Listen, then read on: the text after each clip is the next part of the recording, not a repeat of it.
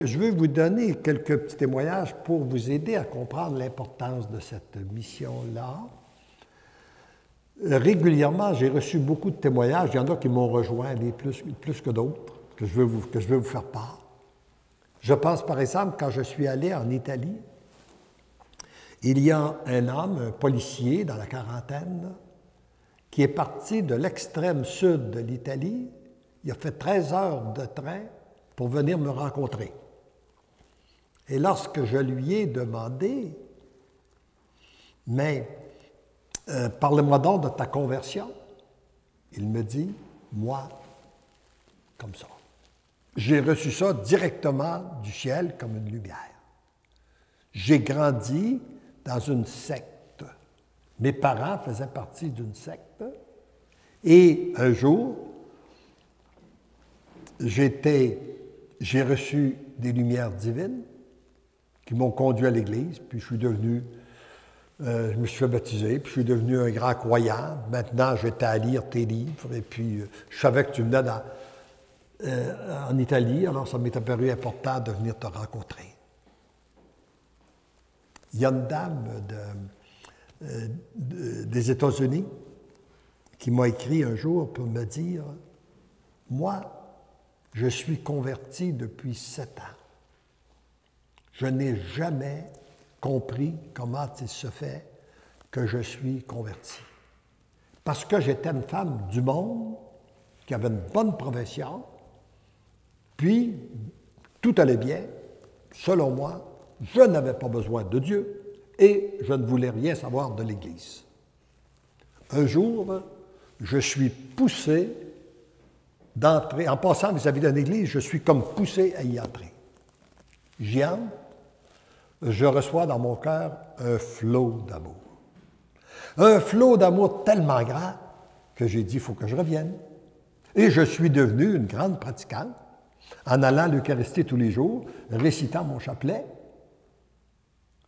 Mes valeurs sont complètement changées, parce que moi, dans mon monde d'avant, j'étais une femme qui était favorable à l'avortement, l'homosexualité, tout ça. Là, mes valeurs sont complètement changées. Hein? Puis elle dit, j'ai jamais compris pourquoi. Ça m'a toujours intrigué. Qu'est-ce qui m'est arrivé? Et en lisant votre livre, j'ai compris que j'avais bénéficié des prières de quelqu'un. Alors, voyez-vous, et l'importance de la prière et du ministère invisible. J'ai rencontré beaucoup de gens qui m'ont dit, moi, c'est drôle, hein, mais avant d'avoir lu tes livres, j'avais tout reçu ça dans mon cœur. C'était de même que je voyais ça, moi. Puis là, tes livres sont venus tout simplement mettre des mots, me confirmer, ben oui, c'est ça, c'est le même. Et continuellement, on voit que ça se passe dans l'invisible. Même ce matin, en déjeunant avec la petite Nicole, elle me dit, moi, cette nuit, je veux vous parler que pour moi, l'importance, c'est les prières, puis j'en fais une prière universelle et tout ça. Voyez-vous, le Seigneur a déposé dans son cœur, j'ai dit, ben, tu l'as reçu avant que j'aie le temps de le dire.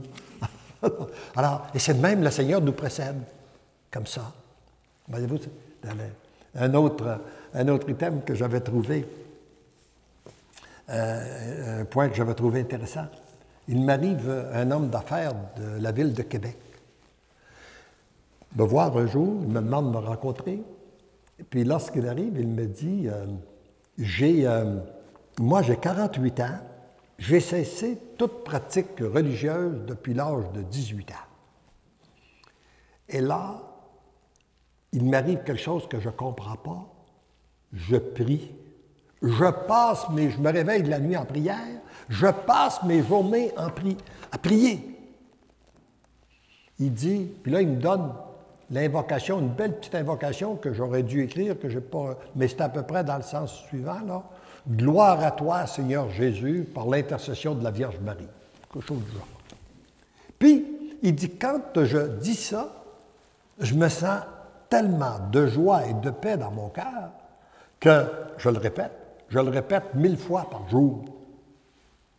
Alors, Alors, je ne comprends pas qu'est-ce qui m'arrive. Il dit, je suis allé voir une religieuse que je connaissais, puis je lui ai demandé, pouvez-vous m'expliquer ce que je vis, vous?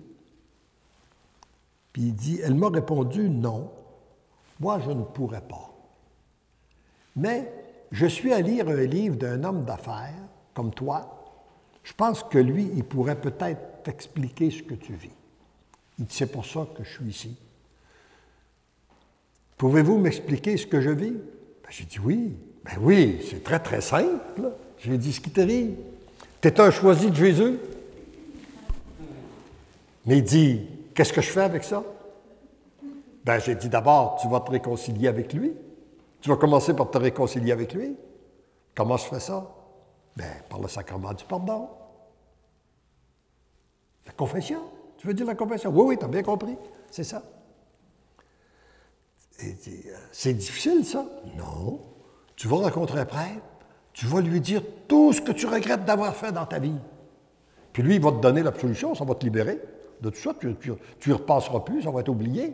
Ça va te placer dans un contexte d'unité avec Jésus.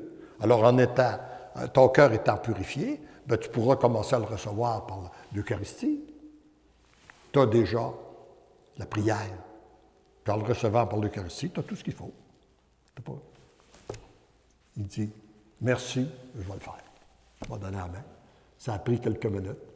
Et puis, voyez-vous, quand le Seigneur agit dans les cœurs, comme ça. Alors, votre mission, elle est d'abord dans l'invisible.